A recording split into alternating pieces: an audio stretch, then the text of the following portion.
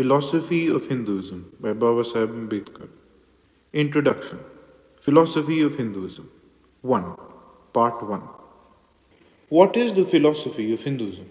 This is a question which arises in its logical sequence. But apart from its logical sequence, its importance is such that it can never be omitted from consideration. Without it, no one can understand the aims and ideals of Hinduism.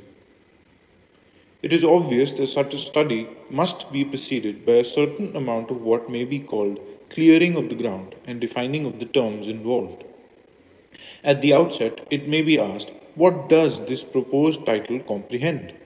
Is this title of the philosophy of Hinduism of the same nature as that of the philosophy of religion? I wish I could commit myself one way or the other on this point. Indeed, I cannot. I have read a good deal on the subject, but I confess I have not got a clear idea of what is meant by philosophy of religion. This is probably due to two facts. In the first place, while religion is something definite, there is nothing definite as to what is to be included in the term philosophy. In the second place, philosophy and religion have been adversaries, if not actual antagonists, as may be seen from the story of the philosopher and the theologian.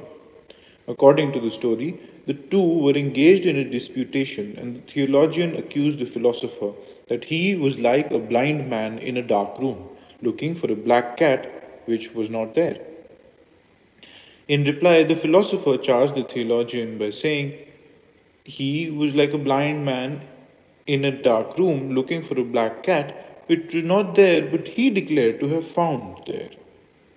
Perhaps it is the unhappy choice of the title, Philosophy of Religion, which is responsible for causing confusion in the matter of the exact definition of this field. The nearest approach to an intelligible statement as to the exact subject matter of philosophy of religion I find in Professor Pringle Patterson, who observes, a few words may be useful at the outset as an indication of what we commonly mean by the philosophy of religion. Plato described philosophy long ago as the synoptic view of things.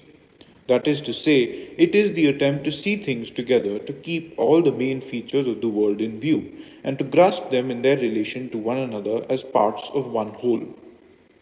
Only thus can we acquire a sense of proportion and estimate aright the significance of any particular range of facts for our ultimate conclusions about the nature of the world process and the world ground. Accordingly, the philosophy of any particular department of experience, philosophy of religion, art, law, is to be taken as meaning and analysis and interpretation of the experience in question in its bearing upon our view of man and the world in which he lives. And when the facts upon which we concentrate are so universal and in their nature so remarkable as those described by the history of religion, the philosophy of man's religious experience cannot but exercise a determining influence upon our general philosophical conclusions. In fact, with many writers, the particular discussion tends to merge in the more general. The facts with which a philosophy of religion has to deal are supplied by the history of religion in the most comprehensive sense of that term. As T.L. puts it, all religions of the civilized and uncivilized worlds, dead and living, is a historical and psychological phenomenon in all its manifestations. These facts, it should be noted, constitute the data of the philosophy of religion. They do not themselves constitute a philosophy, or, in T.L.'s use of the term, a science of religion. If, he says, I have minutely described all the religions in existence, their doctrines, myths, and customs, the observances they inculcate, and the organization of their adherents, tracing the different religions from their origin to their bloom and decay, I have merely collected the materials with which the science of religion works. The historical record, however complete, is not enough. Pure history is not philosophy.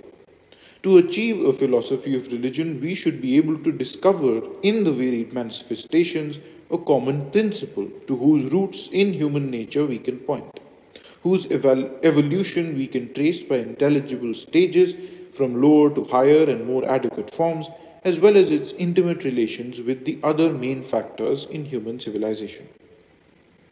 If this is philosophy of religion, it appears to me that it is merely a different name for that department of study which is called comparative religion, with the added aim of discovering a common principle in the varied manifestations of religion. Whatever be the scope and value of such a study, I am using the title Philosophy of Religion to denote something quite different from the sense and aim given to it by Professor Pringle Patterson. I am using the term philosophy in its original sense, which was twofold. It meant teachings as it did when people spoke of the philosophy of Socrates or the philosophy of Plato. In another, it meant critical reason used in passing judgments upon things and events. Proceeding on this basis, philosophy of religion is to me not a merely descriptive science. I regard it as being both descriptive as well as normative. Insofar as it deals with the teachings of a religion, philosophy of religion becomes a descriptive science. Insofar as it involves the use of critical reason for passing judgment on those teachings, the philosophy of religions becomes a normative science. From this, it will be clear what I shall be concerned with in this study of the philosophy of Hinduism. To be explicit, I shall be putting Hinduism on its trial to assess its worth as a way of life. The end.